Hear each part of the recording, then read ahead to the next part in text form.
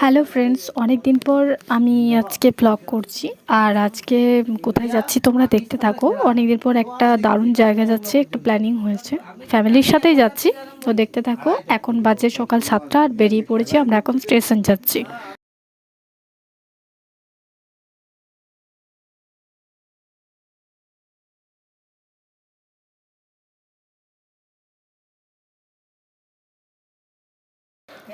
আমরা স্টেশনে পৌঁছে গেছি। এবার আমরা ট্রেনে চাপবো। ট্রেনের টাইম হয়ে গেছে, 7:30টাতে ট্রেন ছিল। আর আমরা ট্রেনে চেপে পড়েছি। এবার ট্রেন আমাদের ছেড়ে দিয়েছে, স্টার্ট করে দিয়েছে। এবার গন্তব্যস্থলে পৌঁছে পড়ে আপনাদের সাথে দেখা হচ্ছে। পুরো ভিডিওটা দেখতে থাকো অ্যান্ড সাথে থাকো। কোথায় যাচ্ছি না যাচ্ছি পুরো ভিডিওটা শেয়ার করছি আপনাদের সাথে। আমাদের সোনাপুচু দোলনায় দুলছে দেখো। আর তা দেখে আমারও একটু ইচ্ছে হলো, তাই আমিও বসে দিলাম একটু বাচ্চাদের মতো। দেখো আমাকে দেখে ও দুলতে শুরু করলো। আরেকটা এখানে মজার জিনিস খুবই দেখলাম, যেটা হচ্ছে মাসিমণির বাড়িতে এত সুন্দর একটা লাইট দেখো, মানে দারুণ জিনিস লাগলো। তো ভিডিও না করে পারলাম না, খুবই সুন্দর। মাসির বাড়ি গিয়ে অসাধারণ একটা ফুলের গাছ দেখলাম বাড়ির ছাদের উপরে, এত সুন্দর লাগলো যেটা ভিডিও না করে থাকতে পারলাম না। দেখো তোমরাও, তোমাদেরকেও দেখার সুযোগ করে দিলাম। দেখতেই পাচ্ছ কত সুন্দর। আর পুরো ভিডিও করে নিলাম এই কারণে। তো তোমরাও জানাও যে এটা, কমেন্ট করে আমাকে জানিও এটা কি ফুলের গাছ।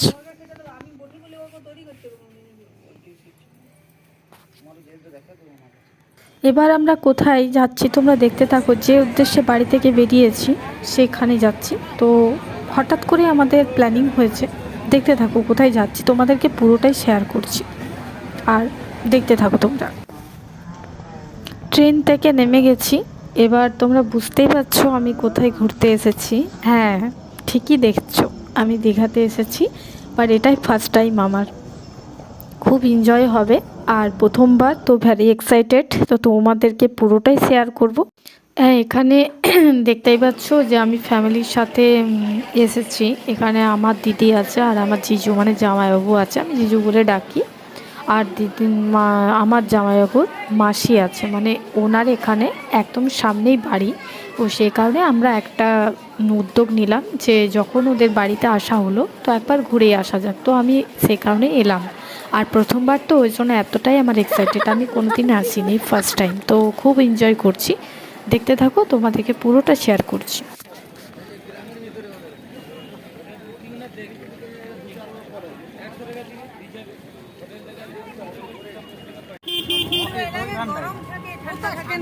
হ্যাঁ, তো রাস্তা প্রচণ্ড ভিড় ছিল, তা অনেক কষ্ট করে টোটোতে একটা চাপলাম। এবার রুমের দিকে রওনা করব, কারণ দীঘাতে ঘুরবো যেহেতু, তো রুমে তো স্টে করতে হবে। তো সেই কারণে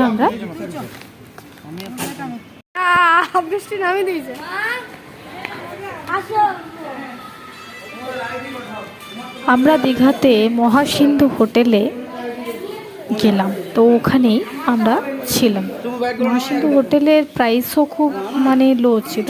আর আপনাদের ইয়েটাও খুব ভালো ছিল, মানে আমাদের কোনো অসুবিধা হয়নি। খুব ভালোভাবেই ছিলাম, খুব হ্যাপি ছিলাম।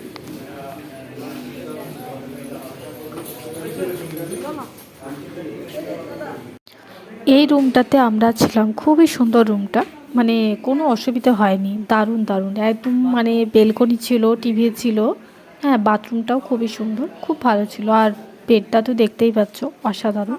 তো আমরা রেস্ট নিয়ে নিলাম একটুক্ষণ, তারপরে আবার রওনা দেব। একটু পরেই বেরিয়ে যাব, কারণ যেহেতু 11টা বেজে গেছিলো। তারপরে আমরা তো ওখানে স্নান টান করতে হবে। আর এই রুমটা দিদি ওরা ছিল, দিদি আর জিজু ছিল। ওদেরও রুমটা খুব সুন্দর ছিল। তো এখানে আমরা যখন হোটেলে পৌঁছেছি প্রচণ্ড খিদে পেয়ে গেছিলো। ওই জন্য আমরা কী করলাম, একটু হালকা বাথরুমে ফ্রেশ ট্রেশ হয়ে তারপর বেরিয়ে পড়লাম খাবারের উদ্দেশ্যে। তো একটা হোটেলে গেলাম, দেখতেই পাচ্ছ, সেটাও শেয়ার করছি। তো কোন হোটেলে গিয়ে খেলাম আর কি খেলাম সেটাও তোমাদেরকে দেখাবো। তো খুব এনজয় করছি, দেখতে থাকো তোমরা, পুরোটা শেয়ার করবো তোমাদের সাথে। আর কেমন হয়েছে ভিডিওটা সেটাও জানাবে তোমরা।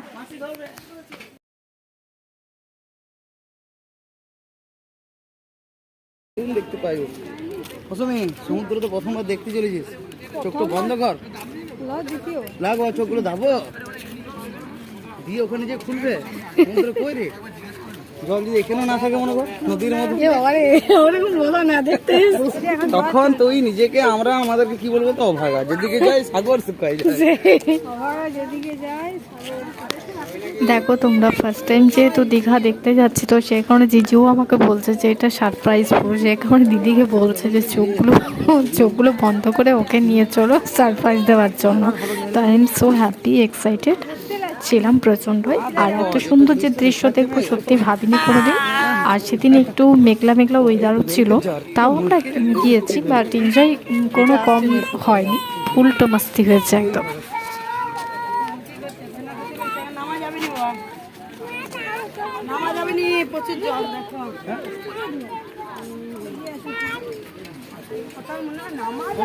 ফোনটা ছাড়বে একবার অ্যাকচুয়াল দেখ,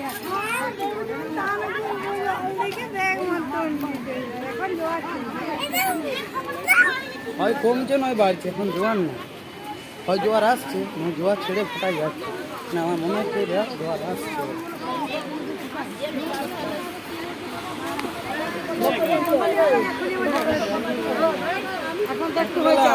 কেমন লাগে সমুদ্র? টেস্টি বাবা, একবার কেমন লাগে কি বলে সমুদ্র বটে এত ঘোরা। তবে এখানে আমি একটা জিনিস দেখলাম যে ফোনে দেখেছি কিন্তু এতটাই ভালো লেগেছিল, তার থেকেও বেশি সামনে থেকে আরও বেশি মানে ভালো লাগছে, এতটাই মানে সত্যি ধারণার বাইরে, খুবই সুন্দর। ফোনেও দেখেছি আমি, অনেকে দীঘা গিয়েছিল ছবি পোস্ট করে, হ্যাঁ, তো সেটাও অনেকটাই বেটার লেগেছে, খুব সুন্দর। আর সেই কারণে আমার আসার ইচ্ছেটা আরও বেশি হয়েছিল, কেউ যদি নিয়ে যায় তো যাই হোক, ভাগ্য যদি থাকে তো অবশ্যই যাওয়া যায়, এটাই হচ্ছে কথা।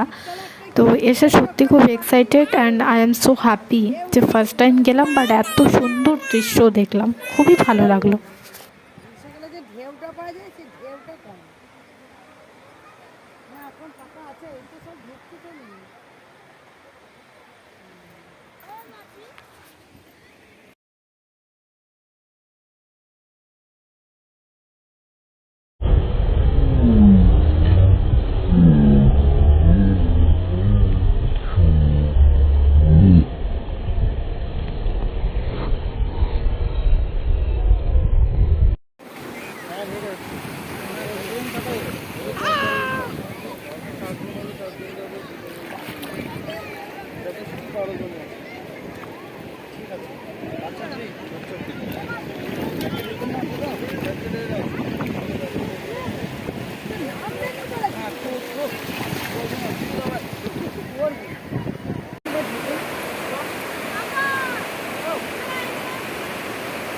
দীঘাতে আমরা রাতেও বাজারটা একটু ঘুরে নিলাম, এখানে মাছগুলো দেখতে এসেছিলাম আর খেয়েওছি, খুব সুন্দর সামুদ্রিক মাছ, তো তাই পুরো মার্কেটটা ঘুরে নিলাম, দারুণ অসাধারণ লাগছিল।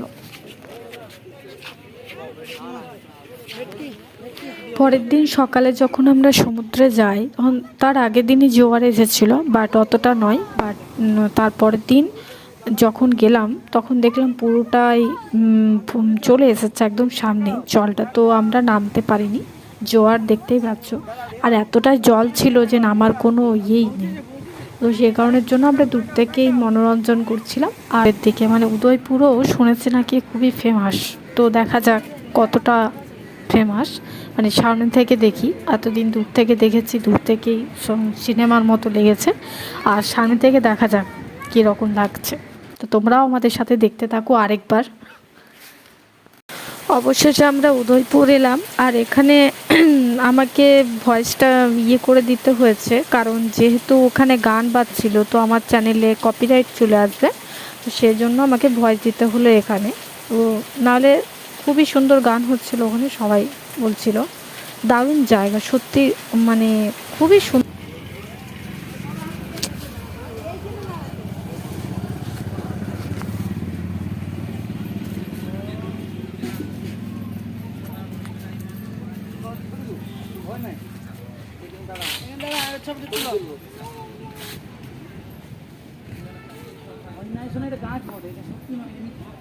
হাতি হাতি নয় ওটা। আমি তখন গেছিলাম না, মন্দারমণি ছিল, মন্দারমণি মোহনার সামনে।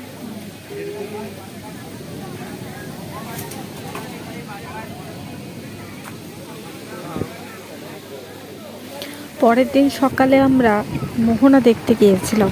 অ্যাকচুয়ালি এটা নদী আর সাগর একসাথে মিশে যাচ্ছে, সে দৃশ্য দেখতে গিয়েছিলাম। আর একটা আমি শর্ট ভিডিওতে আগে আপলোড করেছি যে নদী আর সাগর একসাথে মিশে যাচ্ছে, এই দুদিন আগে হবে, দেখেছো হয়তো তোমরা। তো এটাই সেই দৃশ্য মোহনা, তোমরা দেখতে থাকো। এটা হচ্ছে শঙ্করপুরে আমরা গিয়েছিলাম, এখানেই মোহনাটা। এখানে রয়েছে বড় বড় কাঁকড়া, অক্টোপাস, আরও বিভিন্ন রকমের মাছ, চিংড়ি আছে। চিংড়ি তো 2-3 রকমের দেখলাম, সব দেখাচ্ছি তোমাদেরকে আস্তে আস্তে। শঙ্করপুরে গিয়ে আমরা অনেক রকমের মাছ দেখলাম, যেমন তোমাদেরকে দেখালাম, দেখো অক্টোপাসও দেখেছি, কাঁকড়া, আরও ইলিশ, মানে অনেক কিছুই, চিংড়ি তো অনেক ধরনেরই দেখলাম, তোমাদেরকেও দেখালাম, দেখতে থাকো।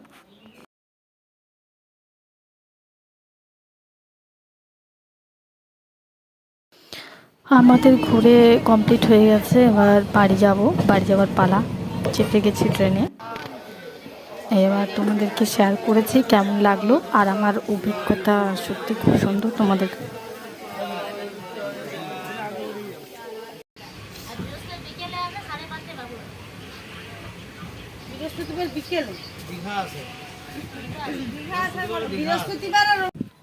তোমাদেরকে একটা কথা আমি বলতে ভুলে গেছি, যে এটা আমি গিয়েছিলাম নভেম্বর মাসের 26 তারিখে, আর দীঘা গিয়েছিলাম ওই 28-30 এইরকম।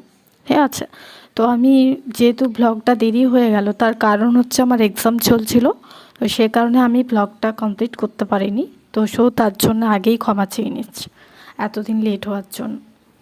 তো কেমন লাগলো জানিও সবাই।